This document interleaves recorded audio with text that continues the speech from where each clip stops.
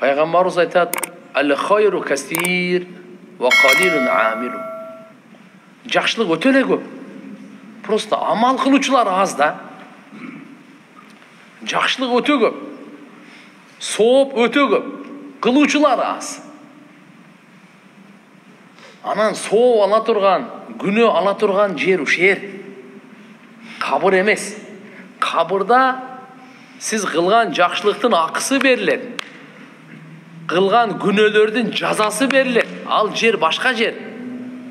Ал жерде да толугу менен берилбейт. Толугу менен кыямат күнү берилет. Сооптагы толугу менен түбөлүктүү берилет. Күнөөгө, жазадагы толугу менен түбөлүктүү берилет. Азабы дагы. Бирок ошого мына бу дүйнөдө азыр кылып атканыбыз мынакей. Амалыбыз жакшыбы, жаманбы, ушул эле дүйнө. Ошон үчүн алхамдулилла Алла Таала бу дүйнөнү биздеги өмүрүбүздү чектеп койгон. Демибиз саналган, жүрөгүбүздүн соккону саналган, ырыскыбыз саналган, бардыгы такталган, бардыгы саналган. Ликулли ажалин мусамма. Ар кимдики. Лиллахи ма ахат ва лиллахи ма аата. Алла субхана пайгамбарыбыз айткан. Алла берди, Алла алды. Ликулли шайин би ажалин мусамма. Ар бир нерсеге өзүнүн эсептелген саналган жайы немеси бар. Ошон үчүн туугандар, биздин өмүрүбүз азайып атат. Күн өткөнүнө сүйүнбөйлү, кыскарганына ойлонойлу. Акыйкат бул. Андай эмес деп талашам десеңиз, чыгыңыз анда талашайын. Өмүрүбүз бизге берилген өмүр, берилген ырыскы канча жүрөгү согот десе, мисалы канча 1 миллион жол. Уже соккон азайып атабы же кайра эле көбөйүп атабы анан?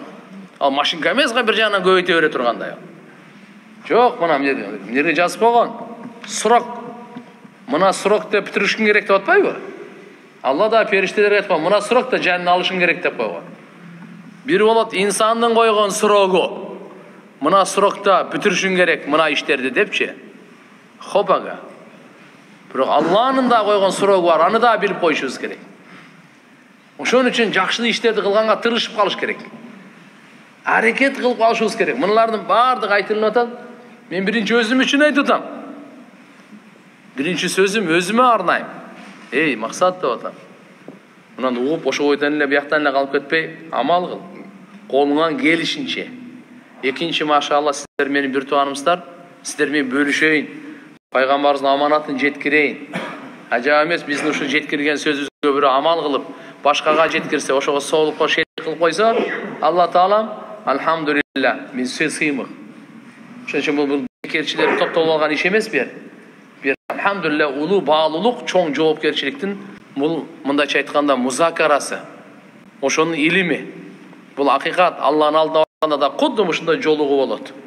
Ушундай отуруу болот. Кудум ушундай. Айырмасы. Бейишке киргендер, дозокко киргендерден сурап калат экен да. Не деп сурайт? Алардан сурайт экен. Масалака жаратканды тааныбай, максатыбызды билбей, өлүмгө даярданбай, урра камсомол жашай бериппиз да. Буяга эмне болду дейм? Айтып атат. Лам наку минал мусалли. Биринчи ошо дозокко түшүп калгандар мусулмандар айтып атат. Биз намаз окубай келип алыппыз. Намаз окугандардан катарына болбойбуз. Намаз окуган катарына, намаз окуган кишилердин катарына турбай калыпмын мен. Лам наку минал мусалли. Биринчиси. Ва лам наку нут'имул мискин. Бечараларга тамак бербепмин мен. Өзүм эле жей берип, өзүм эле тойгозуп, өзүм эле кийинип, өзүм эле бечараларга кичине бир чай менен аралашып, бекер сөздү айтып жүрө берип, пайдасыз киришип алыппыз.